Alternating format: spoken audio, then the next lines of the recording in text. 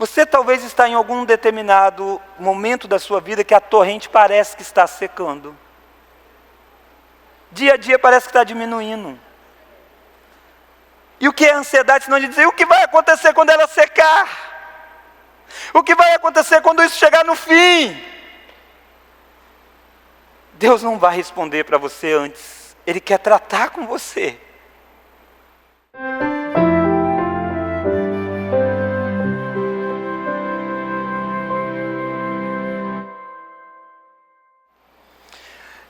Irmãos, nessa noite eu vou começar uma pequena série de mensagens, deverá ser uma série menor do que a de Esther, sobre a vida de Elias. E a vida de Elias está aí no capítulo 17, é a primeira menção que você tem de Elias. Mas para que a gente possa entender bem a vida de Elias, nós precisamos olhar a partir do capítulo 16 mesmo, aí do versículo 29. E nós vamos olhar este texto em momentos, nós vamos ler este texto à medida em que nós vamos expondo então sobre a vida de Elias, e nessa noite nós vamos ver do verso 29 até o verso 6 do capítulo 17. Então nós vamos pegar o capítulo 16, do verso 29 até o capítulo 17, do verso 6. E o título para esta série é Elias, um homem como nós. Elias, um homem como nós. E essa afirmação não é minha. Essa afirmação não foi inventada por mim. Essa afirmação aparece de um Tiago também, né? Do Tiago bíblico. E eu quero que você olhe, não precisa abrir, nós vamos projetar este texto de Tiago, apenas para você ver que Tiago falou sobre isso. Tiago capítulo 5, verso 17, diz assim, pedir que porventura eles projetem.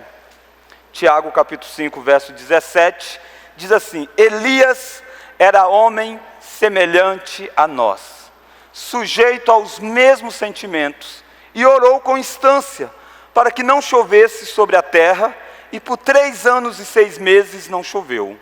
Verso 18, e orou de novo, e o céu deu chuva, e a terra fez germinar seus frutos. Perceba que Tiago disse, Elias era homem semelhante a nós. E quando você olha para a vida de Elias, o que a gente mais percebe é que Elias é muito diferente de nós. Por exemplo, Elias foi um homem que suportou uma grande calamidade agrícola. Elias viveu durante uma crise de que faltou chuva durante 3 anos e meio. Elias foi o homem que participou do maior confronto religioso existente na Escritura. E aí você encontra Elias desafiando os falsos profetas de Baal. Você encontra Elias sendo o executor de uma das maiores sentenças de juízo de Deus. Elias vai matar 450 falsos profetas, que eram os profetas de Baal. Elias vai fazer uma corrida atlética admirável. Por mais que você goste aí de correr, tenho certeza que dificilmente você faria o que Elias fez. Elias correu 17 milhas à frente de um cavalo e de carro de guerra. Ele disse, pode correr aí com o cavalo. E ele saiu correndo e correu à frente deste cavalo durante 17 milhas. Também à frente de um carro de guerra. Elias alimentou os famintos. Foi com Elias que você conhece a história de uma viúva que tirava lá o azeite e a farinha e nunca faltava. Elias ressuscitou uma pessoa que tinha morrido. Elias falou com Deus nas montanhas. Elias nem morreu. Elias subiu ao céu arrebatado através de um redemoinho e através de uma carruagem de fogo que veio e passou e separou entre eles. E Elias subiu aos céus. Esse homem não parece nada semelhante a nós, né? Não sei como é que você é, mas eu acho que dificilmente você fez algumas dessas coisas que Elias fez. Mas por que Tiago diz, e o Tiago bíblico, né, o Tiago que escreveu a Bíblia, escreveu um livro da Bíblia, diz que Elias era semelhante a nós? Porque Elias é semelhante a nós, não no ofício que ele ocupou. Como profeta, Elias é único. Nós não somos profetas como Elias foi. Mas Elias era homem como nós, no sentido de ser da mesma natureza nossa.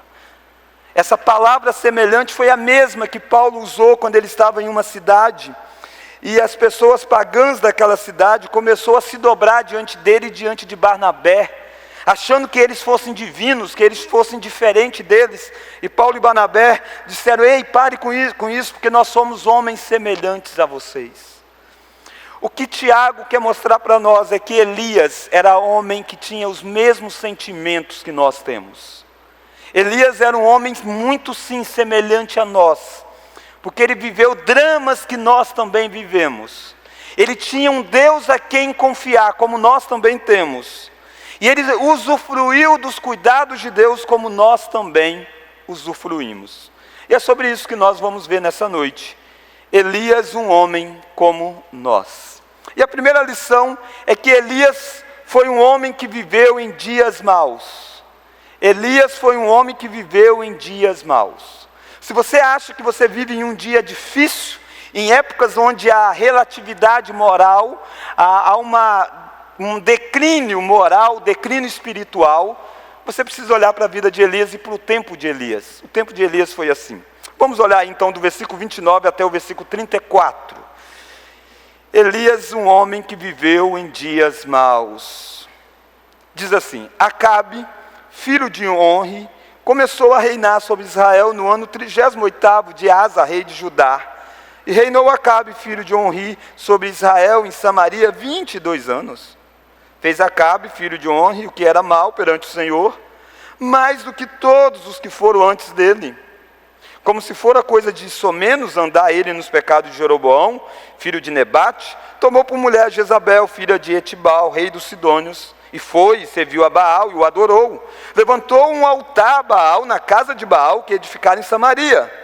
Também Acabe fez um poste ídolo, de maneira que cometeu mais abominações, para irritar ao Senhor, Deus de Israel, do que todos os reis de Israel que foram antes dele. Em seus dias, Iel, o Betelita, edificou a Jericó. Quando lhe lançou os fundamentos, morreu-lhe Abirão, seu primogênito. Quando lhe pôs as portas, morreu Segube, seu último, segundo a palavra do Senhor, que falara por intermédio de Josué, filho de Num. Olha a descrição de quem era o governante da época de Elias. Elias viveu num período, quem estava no reino, quem estava reinando, quem era o rei, quem deveria cuidar, proteger e lutar as lutas do povo de Deus, era um homem chamado Acabe. E Acabe faz exatamente o oposto dele. E Acabe teve um reinado longo. Acabe reinou durante 22 anos. Foi um período de muito declínio espiritual de Israel. Ao ponto do texto dizer que Acabe foi o rei que fez pior do que todos os reis anteriores dele. Pega a galeria de reis de Israel, e aí vai listando um por um, e quando chega em Acabe, diz ele fez pior do que os outros. E você deve lembrar que aqui a palavra Israel já não é mais para referir a todas as 12 tribos. Não, aqui já tinha acontecido a divisão do reino depois da morte de Salomão. E 10 tribos se torna Israel no norte, e 2 tribos se torna Judá no sul. Essas 10 tribos do norte vão de mal a pior em desobediência a Deus. Eles criaram um bezerro para adorar, fizeram um culto totalmente do jeito deles e bagunçaram tudo. E eles tiveram uma série de reis. Por exemplo, Jeroboão produziu os ídolos, foi quem construiu os bezerros lá para o povo adorar. Nadab foi um malfeitor, foi o rei que sucedeu. Baasa, um assassino. Elá era um bêbado. Zinri assassinou o Elá e assumiu o trono. Onri, que era o pai de Acabe, é dito sobre Onri também. Ele fez pior do que todos os anteriores. E aí você chega em Acabe e diz: ele fez pior do que o próprio pai. Percebe como é que foi um declínio moral? Ser pior do que os reis de Israel era difícil. E Acabe conseguiu. Eu quero que você entenda que eu e você somos semelhantes a Elias, no fato de que nós vivemos uma época onde nós presenciamos movimentos e mais movimentos, vindo inclusive daqueles poderosos, daqueles que governam. Isso não é só no nosso país. Isso é algo que está espalhado pelo mundo. Há um movimento contrário às coisas do Senhor em todo o nosso planeta, praticamente. Isso se dá e às vezes a gente acha que a gente vive no pior dos tempos. E pode ser. Mas não é um tempo muito diferente da época de Elias. Elias era um homem semelhante a nós, porque ele estava sob o governo de um homem que estava indo de mal a pior.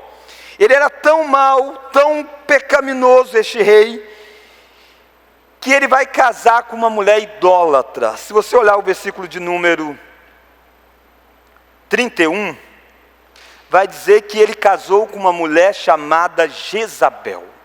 Jezabel é um nome que vai ficar conhecido na Bíblia como coisa ruim, ao ponto de quando João escrever lá uma das cartas às igrejas do Apocalipse, ele vai dizer, tem no meio de você uma mulher que ensina tudo errado, uma mulher que é chamada de Jezabel, porque é o símbolo de alguém que erra o povo. E Jezabel era de um outro povo. Jezabel era filha de Etibal, e Etibal era rei dos Sidônios. E sabe o que Acabe faz? Acabe quer ter uma estabilidade no trono. Acabe quer que o reino dele prospere, quer evitar algumas guerras. E Deus sempre diz para Israel, a guerra pertence a mim, confia em mim e vocês vão viver. Israel vivia num mundo onde todos os povos praticamente queriam destruir Israel. Mas bastava confiar em Deus que Israel vencia. Foi assim que Israel conquistou aquela terra. Mas Acabe não confia em Deus. Acabe quer fazer alianças. E ele usa do casamento para isso. Ele está casando com uma filha de um rei, achando que casando com a filha dos reis dos Sidônios, então há uma paz estabelecida, os Sidônios nunca vão invadir. Mal sabe ele que o fim de Acabe será trágico. Acabe vai morrer em um campo de batalha. Percebe como que nós vivemos uma época em que as pessoas tentam atalhos para manter a sua estabilidade em vez de confiar em Deus. Porque casar com Jezabel era quebrar uma das leis do Senhor. E a lei do Senhor era que não deveria casar com pessoas que não fossem do povo de Deus. Não deveria casar com pessoas que não fossem de Israel. E o rei quebra essa lei de Deus. Porque o rei quer confiar em homens, quer confiar em poderes militares. E ele faz esse tipo de aliança. O Etibal, o rei dos Sidônios, era o lugar onde a idolatria era dominante, onde o culto a um Deus chamado Baal era forte. Por isso que o nome deste rei é Etibal. E sabe o que vai acontecer? Essa Jezabel vai trazer para dentro de Israel os ídolos, os falsos deuses, ao ponto que o Acabe vai passar a construir altares a estes deuses. Olha aí o versículo de número 31, versículo 31, finalzinho do versículo 31. E foi e serviu a Baal, o adorou. O que Acabe faz? Ele serve um Deus que não existe, um Deus que não é vivo, um Deus que é uma imagem, um Deus que não tem boca, mas não fala, um Deus que tem olhos, mas não veem, como nós lemos no Salmo, na abertura deste culto. É isso que Acabe faz. Queridos, que triste é alguém que é colocado para reinar por Deus, adorar ídolos em vez de adorar a Deus. Mas isso foi uma série de concessões que foram feitas na vida deste rei. Olha agora comigo o versículo 32. Olha o que ele vai fazer. Levantou um altar a Baal, na casa de Baal, que edificara em Samaria. Samaria faz parte da terra prometida, da terra que Deus prometeu dar para Israel, para a terra que Deus disse que deveria manar leite e mel. E ele constrói naquele lugar que é do Senhor um altar ao falso Deus.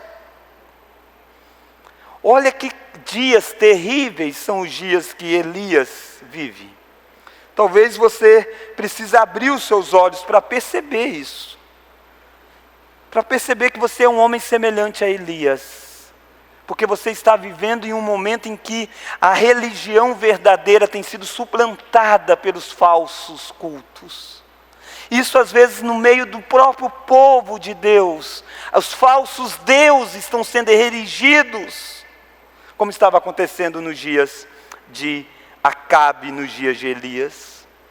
Olha o versículo de número 33. Também Acabe fez um poste ídolo, de maneira que cometeu mais abominações para irritar ao Senhor, Deus de Israel, do que todos os reis de Israel que foram antes dele. Lembra, quando diz antes, não é porque os outros eram bons. Eu listei para vocês o que eles fizeram, os outros reis. Mas esse superou tudo. Superou tudo. Quem era Baal? Baal era um deus dos cananeus, daquele povo que vivia em volta. E Baal era considerado o deus do clima e o deus da fertilidade. Baal era considerado pelos cananeus como o deus que dava chuva. O que Acabe está fazendo, o que Israel está fazendo, é achar que é Baal quem dá chuva, que é Baal quem dá condição para a terra produzir. Eles estão achando que é Baal quem cuida da vida deles. Eles não estão fazendo aquilo que Jesus vai dizer anos depois: eu dou para você o que você precisa para se alimentar. Não, eles estão achando que é Baal. É o mesmo povo que na sua história viu Deus enviar maná dos céus, cordonizes do céu.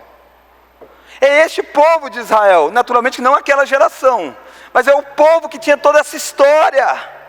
É o povo que sabia que Deus tinha dado aquela terra, e eles viram tudo isso e passam a adorar ídolos. É tão terrível a maldade, que não está só no rei, mas está espalhado em todo o povo daquela época, que olha o versículo 34. Olha o que tinha acontecido. Em seus dias, nos dias de Acabe, nos dias de Elias, Riel, o betelita, o que ele fez? Edificou a Jericó. Você diz, o que tem a ver, pastor, edificar Jericó? Sabe o que aconteceu quando o povo de Israel chegou nessa terra prometida? Uma das cidades que eles deveriam conquistar era Jericó, é aquela famosa que o povo rodou 7 vezes em volta de Jericó. E Deus disse assim: nunca mais vocês devem reconstruir Jericó. Jericó está amaldiçoada, e se alguém tentar reconstruir, eu destruo de novo. Eu vou punir quem fizer isso. Como já ninguém obedece à lei do Senhor, não existe mais padrão de certo e errado, por que não vamos também reconstruir a Jericó? E é isso que esse cara tenta fazer, e ele começa a construir Jericó, até diz, e morreu um dos filhos dele. E ele continua tentando construir, e morre um outro filho. Olha como que o povo está na contramão daquilo que Deus havia ordenado. Quando você olha para Elias, um homem que viveu em dias maus, você deve olhar para você, para o nosso tempo, para a nossa época, e perceber que vivemos em uma época em que os filhos consideram o pecado de seus pais triviais. Assim como Acabe achava. Acabe achava, e tudo isso que esse povo fez é nada. Isso é coisa mínima, a gente pode transgredir muito mais. A gente não vive uma geração assim, que às vezes pratica coisas que os nossos pais não praticavam. E acha normal. Alguns pecados que antes eram escandalizados pelo povo do passado, hoje é aceito tranquilamente na nossa geração. Talvez nós estamos vivendo uma geração pior do que a geração anterior e estamos acostumados com isso. Vivemos uma época onde o sexo casual tem sido tranquilo, e Baal era um deus que permitia essas coisas, e essas coisas estavam dentro de Israel. Talvez até os cultos mesmo tivessem algumas relações sexuais ilícitas para agradar Baal. Eram dias em que os líderes confiavam em suas próprias estratégias, do que na lei do Senhor, do que na ordem de Deus, na sabedoria de Deus. Por isso que ele casa daquele jeito. Não é assim os nossos dias? Não é assim que muitas vezes os líderes fazem? Eles confiam mais na ideia deles do que na Escritura. Confia mais no gosto pessoal do que naquilo que a Bíblia ordena. Vivemos uma época em que as pessoas se prostram diante de ídolos. Ídolos como dinheiro, poder, beleza, sexo e ego. Seja sincero. Quem é que cuida de você? Aonde está a sua confiança?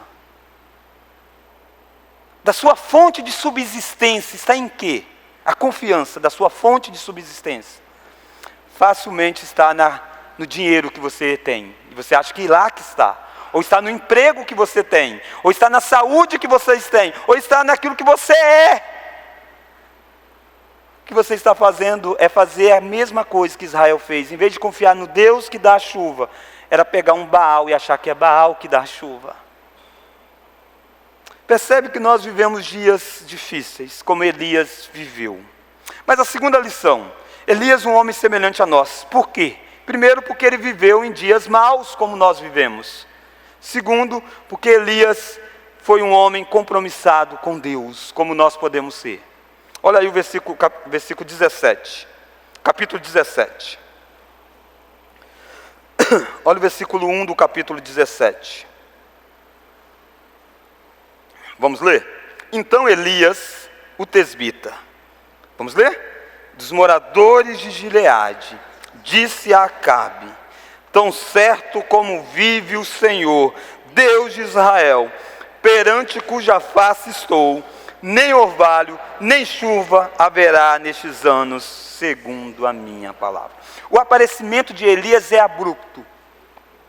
Se você estivesse lendo o livro, você estaria vendo então essa descrição de dias terríveis. E aí aparece do nada um homem diante do rei. Você não sabe quem é o pai dele, quem é a mãe dele, quando ele nasceu, como que ele viveu até esses dias, você não sabe.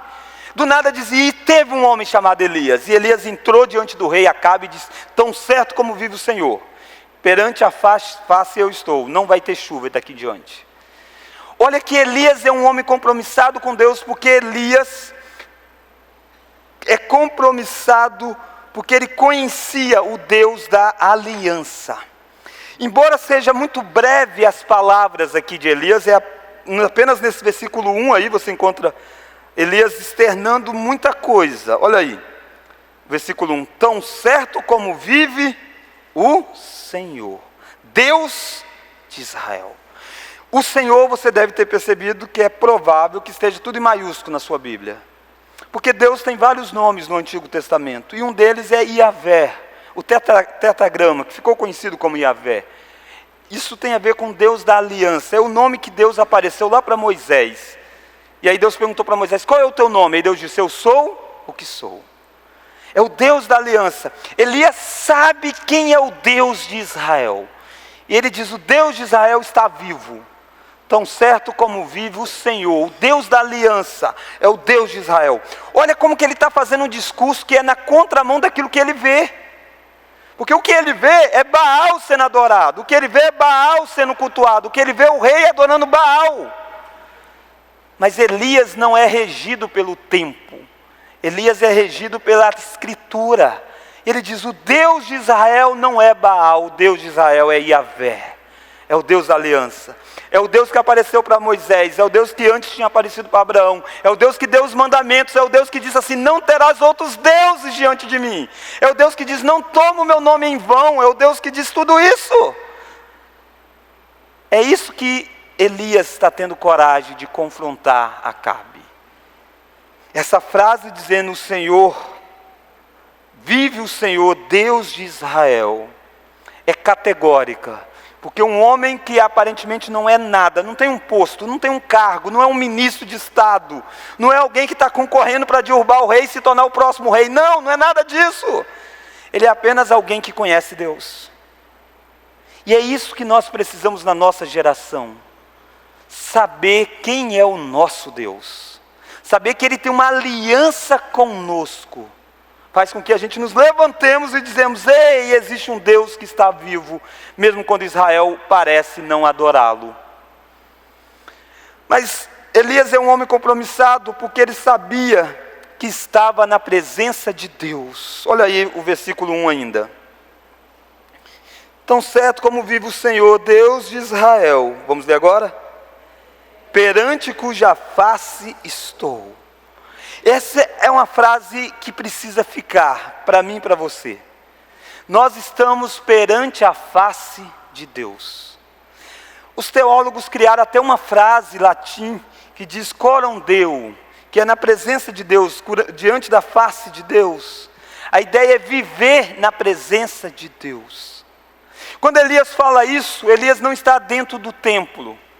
Quando Elias fala isso, Elias não está praticando um culto a Israel. Elias fala isso quando está diante de um descrente, que não crê, que está indo no caminho errado, e diz: eu estou perante a face de Deus. É isso que nós precisamos entender, irmãos. Se nós somos pessoas compromissadas com Deus, é que tudo aquilo que nós fazemos perante a face de Deus. Você vive coram Deus? Você vive na presença de Deus? Você se relaciona em família com essa consciência que Elias tinha? Eu estou diante da face do Senhor. É isso que encorajou esse homem a confrontar Acabe. Acabe é rei. Jezabel mandou matar um monte de profetas já. As vozes que tinham te levantado, boa parte delas já tinham sido caladas à morte. Mas Elias tem coragem de dizer diante do Acabe, porque ele sabe que ele vive na presença de alguém maior do que Acabe. Você tem essa consciência? Você vive assim? Quando você trabalha perante a face do Senhor? Você cria filhos perante a face do Senhor? Você tem consciência que você faz isso? O que você faz perante a face do Senhor. Talvez você não sabe. Talvez você até diz assim, o pastor não está vendo. O presbítero não está vendo. O diácono não está vendo. Você está esquecendo que quem está vendo é Deus. Tem alguma coisa que você faz, que você teria vergonha de que outros vissem? Por ser algo que você sabe que é pecaminoso? Se tem, você precisa ser um homem como Elias. Saber que você vive perante a face de Deus. E dele é que você presta conta. A Ele você presta conta não apenas daquilo que você faz, mas daquilo que você pensa. Não apenas daquilo que você pensa, mas daquilo que passa pelo seu coração. Elias tem a consciência que ele vive diante da face do Senhor. Isso é que faz com que eu e você vivamos uma vida de santidade, mesmo em um mundo mau. Mesmo em um momento que todos estão se dobrando a ídolos deste tempo. Você sabe que você vive diante da face do Senhor, o Deus da aliança, e você está diante da face dele. Mas Elias era compromissado ao ponto de confrontar o pecado do homem mais poderoso, que era Acabe. Acabe era rei, e Elias chega diante dele, e Elias diz algumas coisas que são fortes. Olha aí comigo de novo, o versículo 1. Tão certo como vive o Senhor Deus de Israel, perante cuja face estou. Vamos ler agora? Nem orvalho.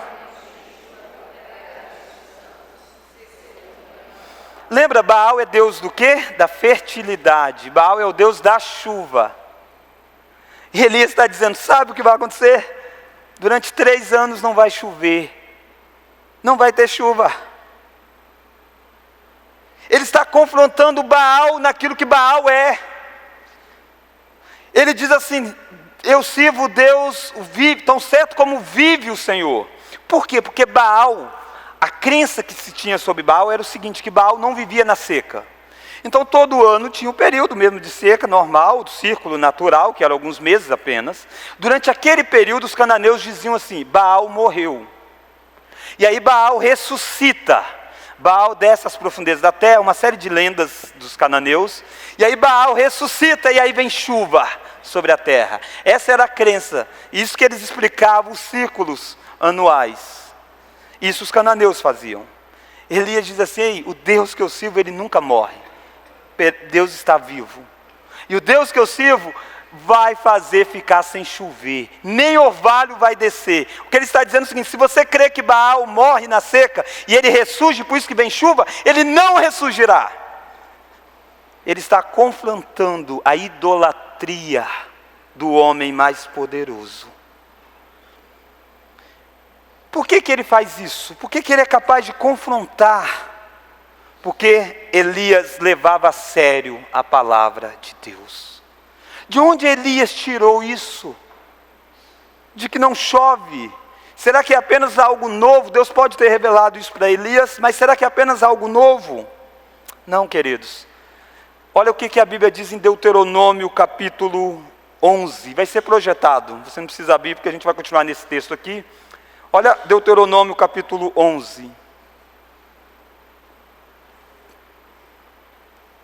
Olha o que diz, vamos ler? Guardai-vos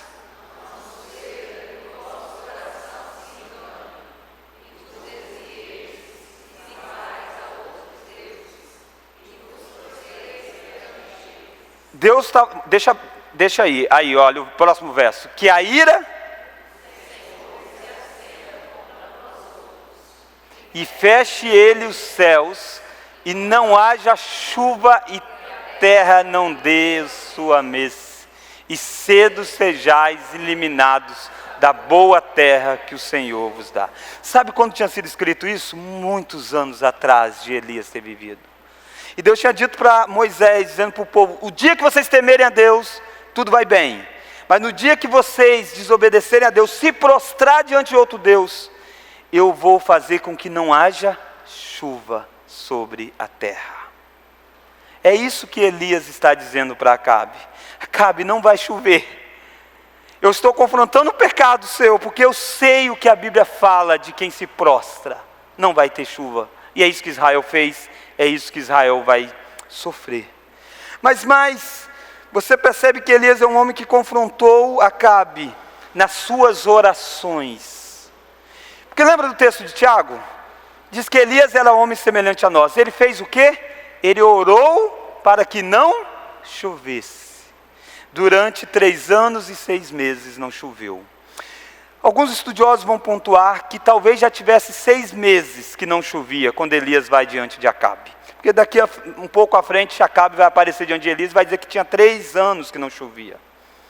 Mas o fato é, Elias orou para que não chovesse. Agora pensa você, o que é isso? Orar para que não chova durante 3 anos e 6 meses? Nós não estamos falando de uma época como a nossa, onde a seca castiga, mas existe irrigação, existem vários meios. Onde nós não somos nem rural, né? A gente vive na cidade, a gente fica sabendo da seca, mas é muito diminuída até chegar a nós. Não, aqui nós estamos vivendo uma época extremamente agrícola. Vai faltar comida, vai faltar pão. A terra que mana leite e mel vai ser árida. A terra que mana leite e mel vai ser um lugar seco, feio. E Elias orou por isso. Estranho, né? Como que alguém ora por isso? Arthur W. Pink, um estudioso, ele tem uma frase interessante sobre isso. Ele diz assim: por que razão Elias orou para que não chovesse? Não foi porque ele não se deixava influenciar pelo sofrimento humano, nem porque tivesse um perverso prazer em testemunhar a miséria dos seus vizinhos, mas sim porque ele buscava a glória de Deus antes de qualquer outra coisa, antes mesmo dos seus sentimentos naturais. Elias era muito zeloso pelo Senhor, Deus dos exércitos, e desejava ver o grande nome de Deus vindicado e ao seu povo apóstata restaurado. Assim foi a glória de Deus e o verdadeiro amor por Israel que o moveram em sua petição. Sabe o que Elias está orando? Ele está orando para que o nome de Deus seja glorificado. Ele diz: se esse povo adora Baal, achando que Baal dá chuva, Deus cumpre a tua palavra. Deus traga punição sobre este povo. E ele orou pedindo que não chovesse, Deus atendeu, e durante 3 anos e 6 meses não choveu. Irmãos, que homem compromissado com Deus é Elias. E a pergunta é, Tiago diz que Elias é homem como nós, na mesma natureza nossa, com os mesmos sentimentos que nós temos. A minha pergunta é outra: você é alguém compromissado com Deus como Elias foi? Você ama mais a glória de Deus do que os seus próprios benefícios? Não era só sobre Israel que não choveria, era sobre Elias não choveria. Mas afinal de contas, é bom ficar desfrutando das bênçãos de Deus e desonrando o nome de Deus, ou melhor, que Deus traga disciplina e Deus seja adorado e exaltado. Esse era o dilema de Elias, e é isso que Elias optou, pedindo: Deus, traga disciplina, mostre que Baal não é Deus, feche as comportas do céu. Fosse nos dias de hoje, talvez Elias orasse dizendo: Deus, que ele perca mesmo o dinheiro, Deus, que ele perca mesmo a saúde, Deus, que ele faça tudo isso para entender que é o Senhor que é Deus. Não é fácil ter esse sentimento de Elias, Porque nós somos humanizados, e nós somos antropocêntricos, e nós achamos que o mundo tem que girar em nosso redor. Israel estava prosperando, Israel estava tendo comida na mesa, mas a lei do Senhor estava quebrada. E era isso que fez Elias orar intensamente, dizendo: Deus, não permita que o meu povo prospere, mas que eles estejam longe do Senhor. Nós estamos vendo um homem compromissado com Deus. Um homem compromissado com Deus é um homem que é compromissado com a aliança de Deus. É um homem que é compromissado de viver na presença de Deus. É um homem compromissado ao ponto de confrontar o pecado, porque ele conhece a Bíblia. A oração de Elias é bíblica. A oração de Elias é uma recitação de Deuteronômio 11, como nós vimos aqui projetada. E eu preciso perguntar para você: a sua oração é bíblica? Ou você ora apenas o que você quer? Ou você ora o que Deus quer que você ore através da palavra? Orar o que Deus quer que nós oremos, muitas vezes é orar por coisas que nós não queremos. Mas não foi isso que Jesus disse na oração do Pai Nosso? Seja feita a tua vontade. No modelo de oração, Jesus diz assim: ei, você deve orar para que a vontade de Deus seja feita e não a sua. É isso que Elias orou. O clamor de Elias foi para que Deus trouxesse o povo de volta, se necessário fosse com disciplina. Mas eu quero terminar com a terceira e última lição. Primeiro, então, Elias é um homem semelhante a nós, é o tema. Por quê? Porque Elias viveu em dias maus. Foi durante o reinado de Acabe, durante a maldade espalhada. Elias é um homem semelhante a nós, porque Elias era compromissado com Deus. Elias era um homem semelhante a nós, porque Elias foi um homem que confiou no cuidado de Deus. Versículo 2. Veio a palavra do Senhor dizendo, vamos ler? Retira-te daqui, vai para o lado oriental, esconde-te junto à torrente de Querite, fronteira do Jordão. Beberás da torrente, e ordenei aos corvos que ali mesmo te sustentem. Foi, pois, e fez segundo a palavra do Senhor. Retirou-se e habitou junto à torrente do Querite, fronteira do Jordão. Viver perante a face de Deus exige de nós que confiemos no cuidado de Deus. Dizer que não iria chover, Deus não falou o próximo plano, o próximo projeto para Elias. Apenas isso, não vai chover. E ele falou. Aí Deus falou para Elias: agora é o seguinte, sai daí, corre daí, afinal de contas Acabe vai te matar. Já pensou? Você falar com o rei que não vai ter chuva, que Baal vai ficar desacreditado? Corre daí, Elias. Mas vai para um lugar que eu ordenei. E o lugar se chama Querite. O que vai acontecer naquele lugar? Ele diz: lá tem uma torrente de água. E você vai beber da torrente de água. E eu vou mandar os corvos trazerem para você alimento. Com certeza, eu preciso concordar aqui com Philippe Graham. Ele faz uma afirmação muito interessante. Ele diz: isso aqui não era a aposentadoria que Elias esperava. Não era a recompensa talvez que Elias esperasse, né?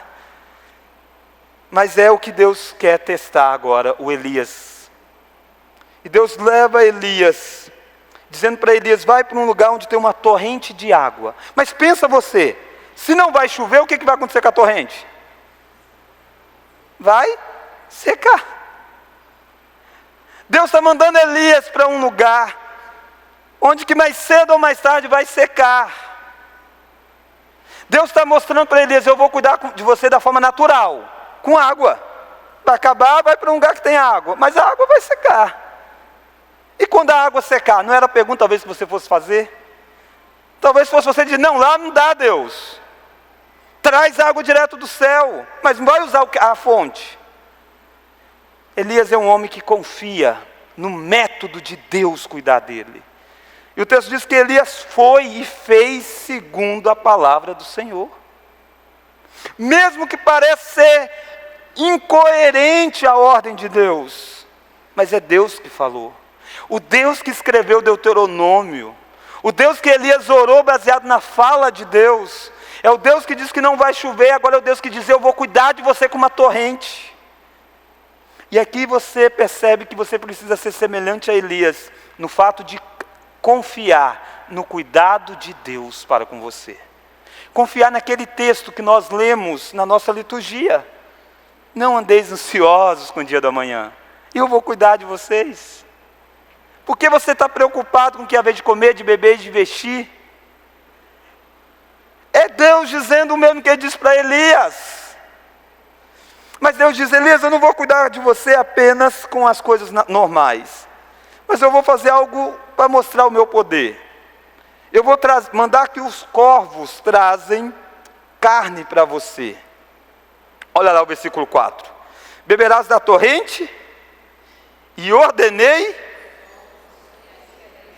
se sustém. Olha que interessante, ele vai trazer, as aves vão trazer alimento para Elias. E os corvos eram considerados aves impuras. O povo de Israel não podia comer os corvos. Mas Deus disse: eu ordenei os corvos, eles vão levar o alimento até você.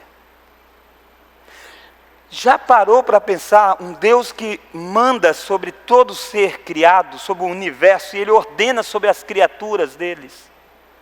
Mas isso aqui é um tapa na cara de Israel. Porque os corvos obedecem, mas o povo de Israel não obedecia a Deuteronômio. O povo de Israel se dobrava diante de outros deuses. Os corvos fazem aquilo que não é da natureza deles fazer, carregar alimento para um homem. Mas pensa você como foi a primeira experiência de Elias após ouvir isso. Qual seria a sua experiência se Deus falasse com você que iria cuidar de você dessa forma? Você confiaria? Você iria acreditar que daria certo essa estratégia? Mas foi isso que Elias fez. Elias confiou no cuidado, saiu, partiu e foi. E no primeiro dia ele chegou lá, achou água, bebeu água e ficou esperando, e os corvos vieram e trouxeram alimento para ele. Deus poderia ter feito de outro jeito, claro que poderia. Deus poderia ter usado uma outra pessoa para cuidar de Elias, poderia. Mas Deus quer fazer do jeito para mostrar para Elias: quem cuida dele é Deus. Mas olha comigo o versículo de número 6. Os corvos lhe traziam pela manhã pão e carne, como também pão e carne ao anoitecer, e bebia da torrente. Verso 7. Mas, por que não chovia sobre a terra? O óbvio. Percebe? Não era aquela ideia assim, de que a torrente ia enchendo de água cada dia que tirava um pouquinho, não. Não teve milagre aqui na torrente. Elias ia bebendo, e à medida que os dias foram passando, a torrente foi secando. E um dia ela secou. E a minha pergunta é: você consegue imaginar o sentimento de Elias quando ele ia todos os dias e via menos água aí? E ele orando a Deus e não tem uma resposta. Deus não falou nada para Elias. Você já sabe o que vai acontecer. Mas Elias não. Você talvez está em algum determinado momento da sua vida que a torrente parece que está secando. Dia a dia parece que está diminuindo. E o que é ansiedade, senão de dizer: o que vai acontecer quando ela secar? O que vai acontecer quando isso chegar no fim? Deus não vai responder para você antes. Ele quer tratar com você. Ele quis tratar com Elias. Eu quero que você entenda que à medida que Deus nos leve para o querite da vida, Ele vai cuidar de nós, mas vai trabalhar no nosso coração, até revelar o próximo passo da história. Você talvez não vai sair daqui sabendo o que vai acontecer quando a sua torrente secar. Mas a sua confiança é na sua torrente ou em Deus? A confiança de Elias era a torrente ou era Deus? Se é Deus, o que seca é a torrente, não é Deus. O que seca é as circunstâncias em nossa volta, mas não é o nosso Deus. Afinal de contas, o nosso Deus está vivo, perante cuja face eu estou, mesmo quando as coisas estão secando. Eu espero que eu e você possamos descansar o nosso coração, se nós estamos de fato vivendo perante a face desse Deus. Não duvide da palavra do Senhor, queridos. Não duvide de quando Deus diz que Ele vai punir aqueles que quebram a lei do Senhor. Não duvide disso, porque Ele vai punir. É isso que Ele fez com Israel. Não choveu porque estava escrito que não iria chover se o povo fizesse isso. A Bíblia diz, por exemplo, que se você não crê em Jesus Cristo, você será lançado no inferno. Não duvide disso, que isso vai acontecer. A Bíblia diz que aquilo que o homem planta, isso ele colherá. Não duvide disso, vai acontecer. A Bíblia diz que ai daquele através de quem vem o escândalo do nome de Deus. Não duvide disso, que isso vai acontecer com você. Não duvide das advertências severas de Deus. Mas também não duvide das promessas de Deus na palavra dele. Se Ele diz que vai enxugar dos olhos toda lágrima, Ele vai. Se Ele diz que Ele vai cuidar do seu coração, Ele vai. Se Ele diz que vai sustentar você, Ele vai. Se Ele diz que todas as coisas cooperam para o bem daqueles que amam a Deus, vai cooperar. Elias não duvidou do juízo de Deus, e Elias não duvidou das promessas que Deus iria sustentá-lo. É isso que nós precisamos. Não se agarre só a uma, não. Às vezes a gente gosta de agarrar na promessa de Deus. Não, o juízo de Deus também é palavra de Deus. E não se agarre só no juízo de Deus se desesperando. Por exemplo, como que Ele lidará com o pecado? Se você confessar o seu pecado e crer em Jesus Cristo, há uma porta de graça para você. A redenção para você, a escapatória das maldições de Deus, descrita do juízo que se derramará no último dia. Porque existe uma promessa: quem crê em mim, ainda que morra, viverá. Mas eu gostaria também de lembrar você a ser uma pessoa de oração. Porque Elias é um homem semelhante a nós. É isso que o texto de Tiago diz. E diz, por quê? Porque ele orou. Nós não somos chamados a sermos semelhantes a Elias no fato de sermos milagreiros, no fato de sermos profetas, mas nós somos chamados a sermos semelhantes a Elias no fato de sermos homens e mulheres de oração. Orando a palavra de Deus, orando a vontade de Deus, não a nossa. Muitas pessoas tornam a oração uma terapia, quando a oração deveria ser bíblica. E sendo bíblica, ela será também na sua alma, lavar a sua alma, deixar você mais leve. Mas ela tem que ser bíblica. Se ela não for bíblica, ela não é oração, ela é qualquer outra coisa. Quanto você tem orado em um tempo imoral como os nossos? Para você chegar diante de Acabes da vida, você precisa ter estado de joelho diante de Deus. Joelho no sentido simbólico. Você precisa ter estado na presença de Deus. É um homem que está na presença de Deus que confronta o pecado. Senão você não passará de hipócrita. Você não passará de fariseu. Você não passará de pessoas que estão cheio de trave nos olhos, querendo tirar o cisco do olho de outros.